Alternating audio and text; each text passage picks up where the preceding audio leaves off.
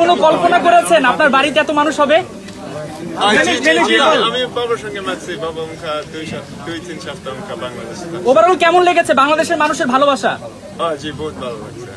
Which number of jersey you prefer for national team? Number 8. Number 8. Hamza, did you imagine that there will be so many people at your house?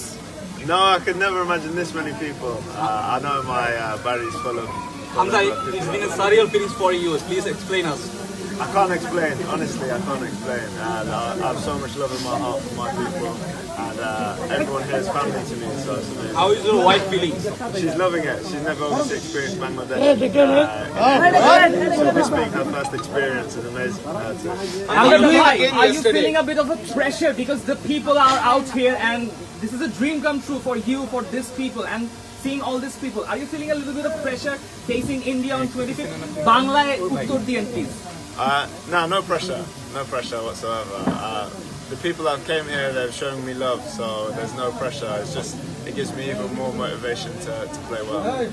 Hamza, assalamu alaikum. People are expecting a goal from you against India. So what do you want to say about this? Inshallah is all I can say, inshallah. আমি আমার একটা প্রশ্ন ছিল, সেটা হচ্ছে আপনাকে নিয়ে অনেক স্টাডি করছে ইন্ডিয়া, অনেক স্টাডি করছে। ইতোমধ্যে হচ্ছে ওদের লেজেন্ডারি ফুটবলার সুনীল ছেত্রীকে তারা ফিরিয়েছে, যাতে হচ্ছে ওই রাইট সাইডে যে ব্লকটা আপনার, সেই ব্লকটা যাতে ভাঙতে পারে। এইসব নিয়ে কোনো স্টাডি করা হয়েছে কিনা, বা সুনীল ছেত্রীকে নিয়ে কোনো প্ল্যান আছে কিনা, এরকম কিছু ভেবেছেন কিনা? আমরা ইন্ডিয়ার কথা আমরা কনসেন্ট্রেট করতেছি না, আমরা খালি আমরা কথা কনসেন্ট্রেট করতেছি। দেখা হবে না একটা মাসে। Hamza, are you hopeful that he will win the match? Yeah, definitely. I'm very confident. I'm very confident. Hamza, you just came playing a game in. হ্যাঁ, অবশ্যই স্বপ্ন পূরণ হয়েছে। আমরা অনেক দিনের স্বপ্ন ছিল যে হামজা যদি কোনোদিন বাংলাদেশের জন্য খেলতো। আমি তো তাকে ওইভাবে বলতে পারি না, কিন্তু বাংলাদেশের মানুষ তাকে ভালোবাসে, ওগুলো আমি তাকে দেখাইছি।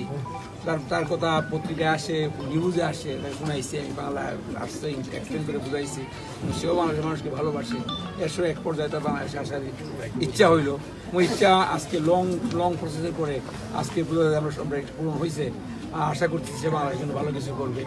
আর আগামী খেলায় 25 তারিখে যে ইন্ডিয়ার খেলা হবে, আশা করছি আমরা বাংলাদেশ জিতবে।